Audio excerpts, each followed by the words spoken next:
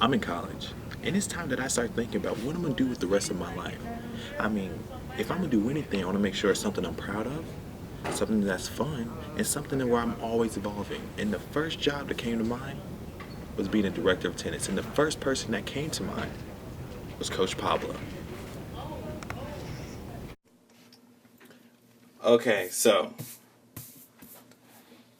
first question: when did you decide to get into sports?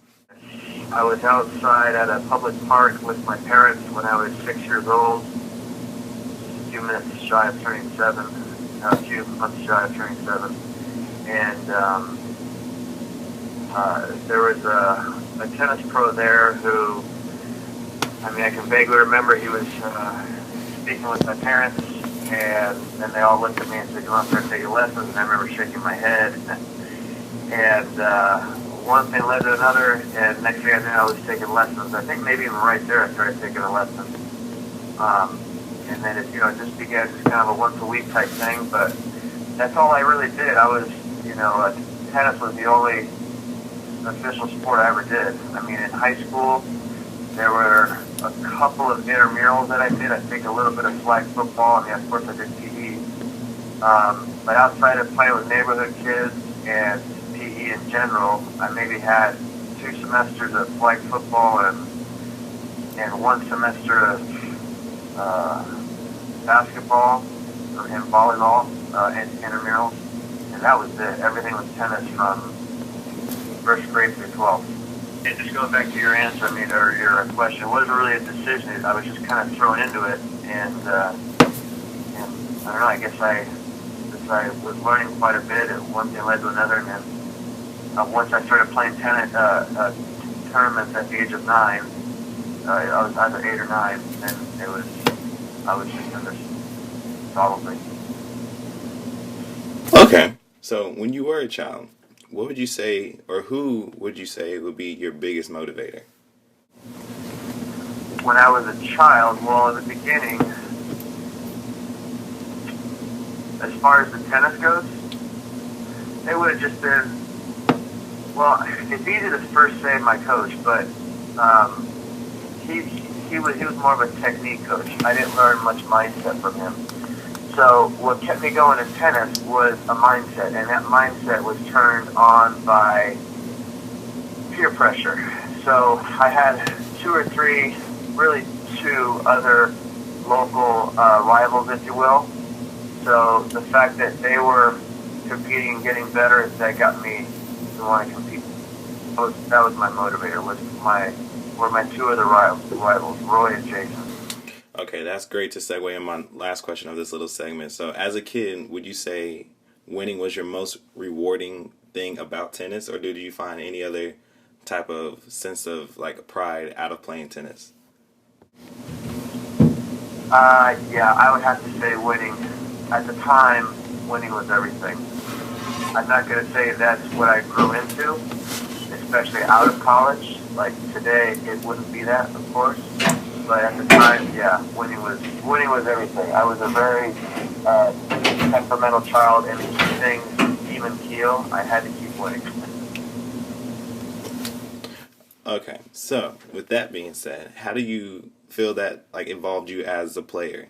Did you think like your drive to win is what really progressed your skill set and everything else?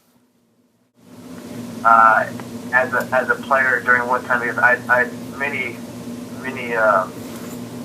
lots of revolving go throughout my tennis career. So I would say the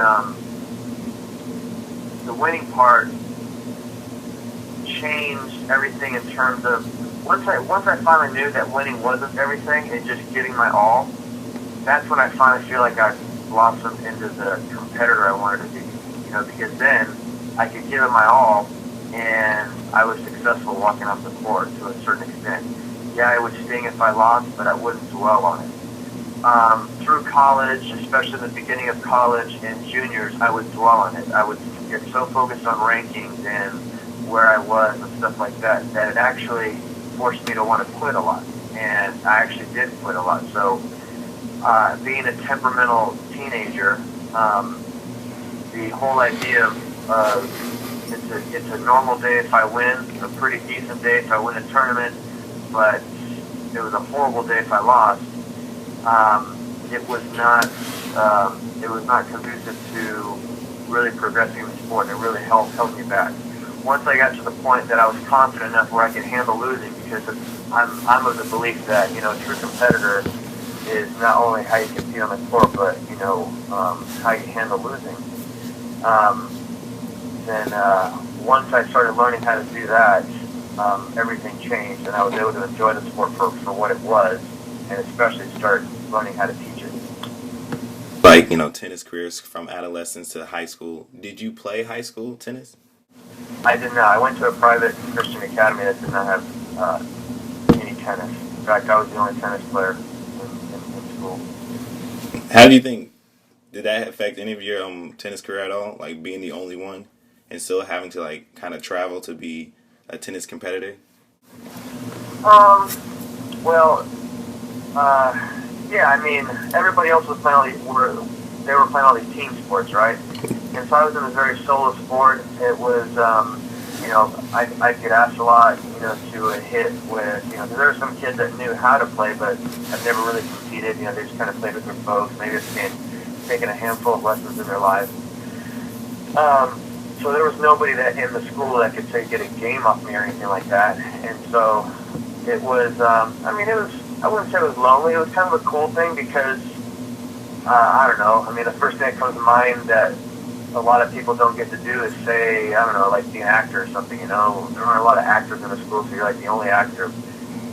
So you're kind of like the one and only of the school doing something, as opposed to, say, playing an instrument or playing a team sport. Everybody does that, or a lot of people did that. When it came to a sport like tennis, in my school, obviously there are lots of schools with lots of tennis players, but for some reason in my school I was the only tennis player, and so it was kind of a cool thing. I was the only one that I knew of that was pursuing college sports. I think in my class there was one other kid who played JC, junior college football, and then a kid a couple years below me that ended up playing very high-level football at UCLA. But that was, although he went to a different school the last year, so we didn't have football either. But it was kind of an interesting position to be in. I couldn't share with a lot of people anything because they didn't know, ranked. I mean, I could tell them I was ranked 1,000. I could tell them I was ranked 10. It all meant the same to them. Ranking was ranking. So As you progressed in, both school and tennis, competition and schoolwork became more heavy, like more intense. Did you find any challenges balancing the two, or even other outside, like activities, maybe church or family and whatnot? wow, now you're getting some deep questions. Well, see, I was brought up a Seventh-day Adventist, so first of all, I'll answer the church part. Seventh-day Adventist is basically what the name means. Seventh day, with the seventh-day Sabbath being Saturday, and Advent being Jesus is coming. So that's the Christian denomination. So Seventh-day Adventists don't do any work or perform any self-gain, or we try to not do any self-gain things on Sabbath on Saturday. Unfortunately, every tennis tournament was on Saturday. They were all weekend tournaments. In college, a lot of the matches were on Sabbath.